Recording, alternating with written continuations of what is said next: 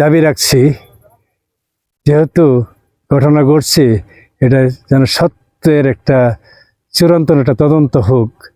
অযথা এই যে আমার অযোগ্য করার আগে আদিবাসী ভাইরা যেন হয়রানি না হয়, কারণ সত্য সত্যিই থাকবে। হ্যাঁ, আর সেই দাবিটি আমি রাখি। লরেন্স টিবেরু। আমি ফাদার লরেন্স টিবেরু, মরমনগর ধর্মপল্লীর পাল পুরোহিত। আজকে দুপুরে অপ্রত্যাশিতভাবে একটা ঘটনা ঘটে গেল, শুনতে পেয়েছি। আর ঘটনাস্থলে কিছু দুর্ঘটনা ঘটে গেছে। আর সেই ঘটনাগুলো হলো, আমাদের মান্দি আদিবাসী যে ঘরবাড়ি রয়েছে লুটপাট হয়েছে, আবার অনেকে সন্দেহভাজন তাদেরকে ধরে নেওয়া হয়েছে। তার ফলশ্রুতিতে এসপি সাহেব আসলো, শেরপুর থেকেও নালিতাবাড়ি থেকে তারা আসলো, প্রশাসন তারা সেই ঘটনাস্থল তদন্ত করলো, জনগণের সাথে সাক্ষাৎ করলো। আর সাক্ষাতে পরিবেশে সবার সাথে আলোচনার পরিপ্রেক্ষিতে সুন্দর একটা পরিবেশ সৃষ্টি হয়েছে।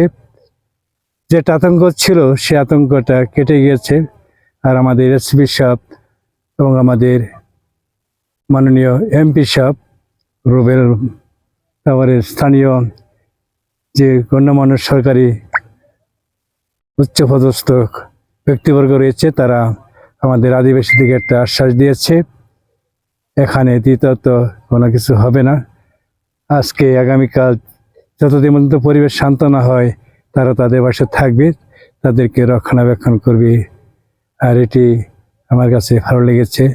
সবার কাছে প্রার্থনা চাই, ঘটনাটা অপ্রত্যাশিত হলো, জানি না কি কতটুকু যারা দাঁড়াবে। আমাদের 19 জন আমার খ্রিস্ট বিশ্বাসী ভাইয়েরা এখন সেই দিনেঘাটি থানাতে রয়েছে, কেউ চিকিৎসা অধীনে রয়েছে। আমি তাদের কাছে অনুরোধ করি, যারা প্রশাসনের দায়িত্ব রয়েছে, তাদেরকেও যেন সে মানবতার খাতিরে তাদের যেন সেদিকে দৃষ্টি দেয়। আর অনেকে অসুস্থ রয়েছে শুনেছি, তাদেরকে যেন চিকিৎসা দেয়। শুনেছে চিকিৎসা দিচ্ছে, তারপরেও তাদেরকে সে বিষয়টা অনুরোধ রাখে। আর বিশ্বাস করি প্রশাসন আমাদেরকে যেভাবে সাহায্য করে যাচ্ছে আর সেইভাবে সাহায্য করবে। এটা আমার কাছে একটা ভালো লেগেছে। আমাদের এসপি সাহেব, আমাদের এমপি দাবি রাখছি, যেহেতু ঘটনা ঘটছে, এটা যেন সত্যের একটা চূড়ান্ত একটা তদন্ত হোক। অযথা এই যে আমার অযোগ্য করার আগে আদিবাসী ভাইরা যেন হয়রানি না হয়, কারণ সত্য সত্যিই থাকবে। হ্যাঁ, আর সেই দাবিটি আমি রাখি।